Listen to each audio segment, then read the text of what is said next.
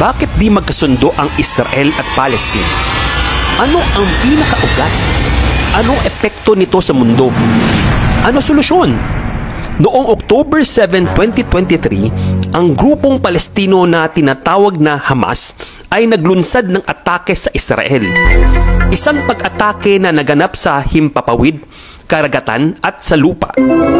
Ang pag-atake nitong militanteng grupo ay mukhang sinadya na ginanap sa panahon ng Jewish festival na Sukkot para masorpresa ang mga Israeli at hindi makahanda.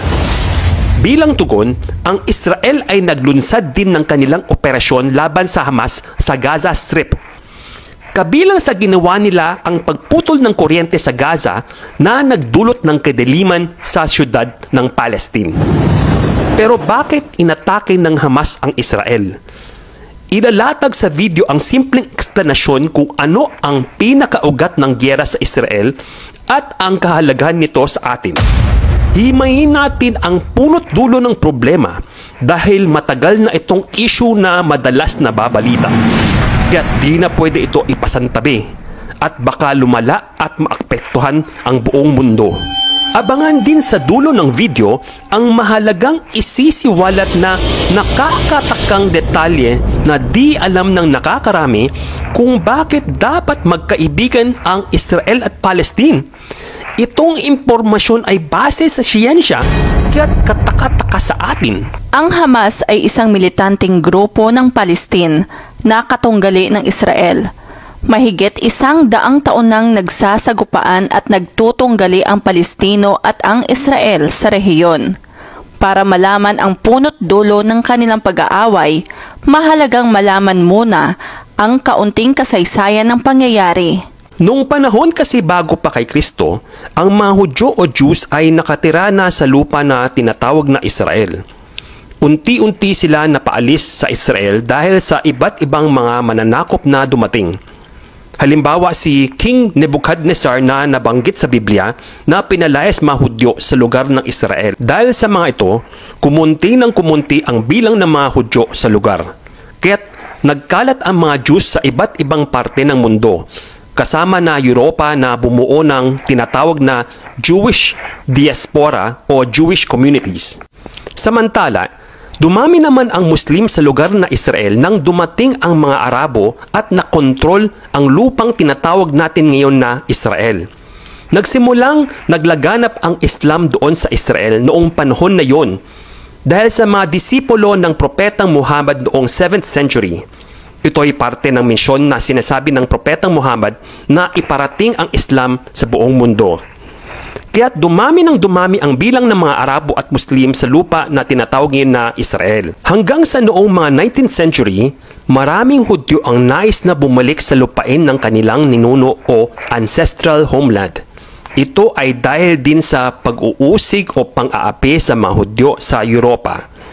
Paniniwala din ng mga Hudyo na kailangan na nilang bumalik sa kanilang ancestral homeland. Ang tawag dito ay Zionist movement. Kaya't masasabing isa sa pinakaugat ng away ng Palestino at Israel ay tungkol sa lupa. Partikular dito ang lugar ng Jerusalem. Dahil ang Jerusalem ay may malalim na kahalagan sa parehong panig. At ang kasaysayan ng bawat isa ay isa sa pinaka-kontrobersyal na aspeto ng tunggalian. Halimbawa, itinuturing ang Jerusalem sa Biblia na Holy City di lang dahil dito nagtayo ng kaharian si King David ng Old Testament, kundi dito rin ipinako sa krus si Jesus at muling nabuhay. Sa kabilang banda, ang mga Muslim naman ay naniniwala na sa Jerusalem ang lugar kung saan umakyat si Propeta Muhammad sa langit at nakausap si Allah. Kaya't ito'y itinuturing din bilang isa sa pinakabanal na pook sa Islam. Bukod sa East Jerusalem, umaalma rin ang mga Palestinians na sinakop din ang mismong mga lupa na tinitirhan nila ngayon, base sa unang kasunduan ng hatian ng United Nations. Sa ngayon kasi, ang tinatawag na teritoryo ng Palestine ay binubuo lamang ng dalawang lugar, ang Gaza Strip at ang West Bank. Mukhang magkahiwalay man yung dalawang lugar, pero itong dalawang teritoryo ay kasama sa mga lugar na hinahangad ng mga Palestino para makabuo sila ng isang sariling bansa na Palestine. Dahil sa ngayon ay di kinikilala ng United Nations bilang full member state ang Palestine, kahit na kinikilala ng maraming bansa ang Palestine bilang isang sovereign state na may sariling kasarinlan o kalayaang mamahala sa sarili. Lalong nagpapakomplika dito ang pagkakaroon ng dalawang gobyerno ng Palestine dahil ang Palestinian Authority o PA ay may kontrol sa West Bank at ang Hamas Group naman ang may hawak sa Gaza. Ngunit bagamat ang Palestinian Authority ay may kontrol sa bahagi ng West Bank, ang buong teritoryo ay tila itinuturing pa rin na okupadong teritoryo ng Israel.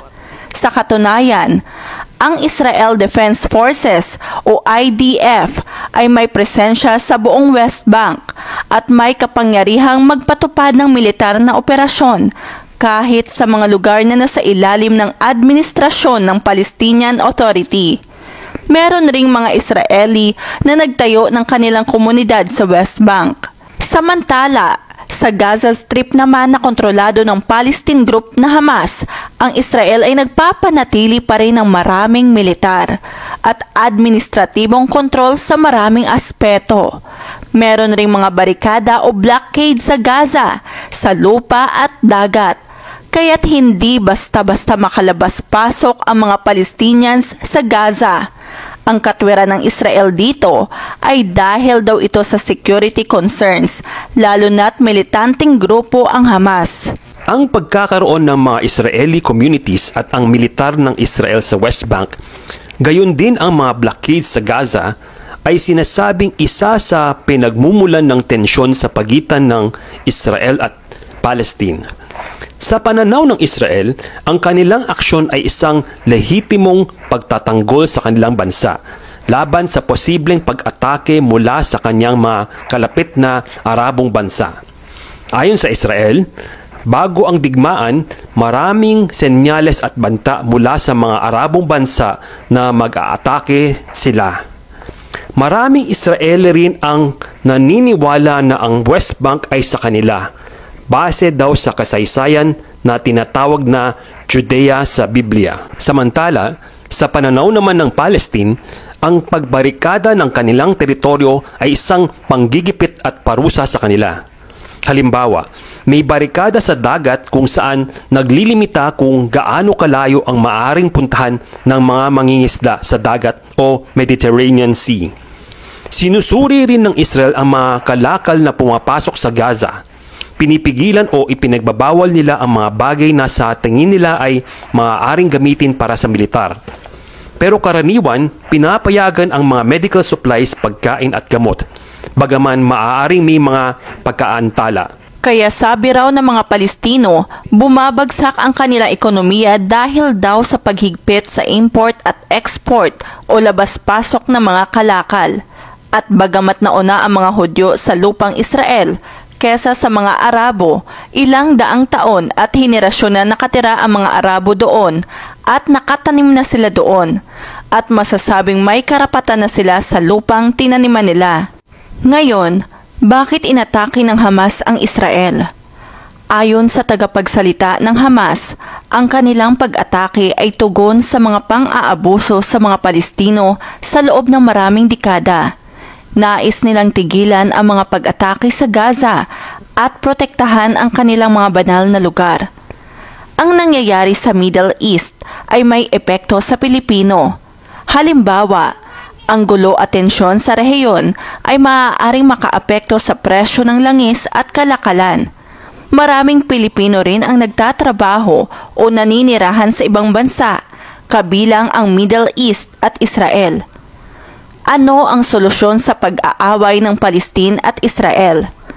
Ang tunggalian sa pagitan ng Israel at Palestine ay isa sa mga pinaka-komplikado at matagal nang suliranin sa daigdig. Walang madali at simpleng sagot sa kung paano ito malulutas. Ngunit maraming panukala ang inilahad sa mga nagdaang dekada. Pero malapit na at abangan sa pinakadulo ang impormasyon kung bakit dapat hindi nag-aaway ang Israel at Palestine na base sa siyensya. Pero narito muna ang pangunahing ideya at estratehiya na inihain para sa solusyon. Una, 2 estado. Isa sa mga pinakatinangkilik na solusyon ay ang pagkakaroon ng 2 magkahiwalay na estado sa loob ng Israel. Ang paghati ng Israel sa 2, isang estado para sa Israel at isang estado para sa Palestine. Ayon sa konseptong ito, ang West Bank at Gaza Strip ay magiging bahagi ng estado ng Palestine, habang ang iba pang bahagi ay mapupunta sa Israel. Kasalukuyan na nga sanang ginagawa ito, pero di pa natutupad ng buo dahil hawak ng Israel ang ilang lugar sa West Bank at may barikada sa Gaza. Internasyonal na pamamahala para sa Jerusalem. Dahil sa relihiyosong kahalagahan ng Jerusalem sa 3 pangunahing relihiyon, Kristyanismo, Judaismo at Islam, ang iba ay nagmungkahi na ang lungsod ng Jerusalem ay dapat mapunta sa ilalim ng internasyonal na pamamahala. Panghuli, isisiwalat ngayon kung bakit di dapat nag-aaway ang Palestine at Israel kung tutuusin. Sa madaling salita, ito ay dahil ang Palestinians at Israelis ay magkamag-anak at magkalahi. Sa katunayan, base sa pag-analisa ng mga eksperto sa kanilang DNA, makikitang malapit silang kamag-anak dahil parehas silang may ugat na lahing Canaanite. Di lang sa dugo makikita kundi na rin ang lengguwahe ng mga Hudyo na Hebrew at ang Arabic ng mga Palestino ay magkamag-anak din na wika at may iisang ugat. Kaya't makikita na marami silang parehas na salita at ayos ng pangungusap, pati na rin ang balarila. Isa pa, sa katunayan, ang Islam at Kristiyano at Judaismo ay may parehas na paniniwala sa konsepto ng isang Diyos. Sa katunayan, parehas silang lahat na naniniwala kay Abraham na itunuturing nilang kanilang ninuno o tinatawag na Ibrahim sa mga Muslim. At sa katunayan din, naniniwala ang mga Hudyo na nanggaling sila kay Isaac na anak ni Abraham. Samantala ang mga Muslim naman ay naniniwala na nanggaling ang mga Arabo sa isa pang anak naman ni Abraham na si Ishmael. Kung totoo ito, magkapatid lang pala ang Hudyo at Arabo. Magkaiba nga lang ng ina. Sa gitna ng lahat na ito, ang mga pangyayaring ito ay nagpapakita ng kahalagahan ng diplomasya, pag-uunawa at pag-uusap sa pagitan ng mga bansa upang mahanap ang tunay na kapayapaan at solusyon sa mga problema.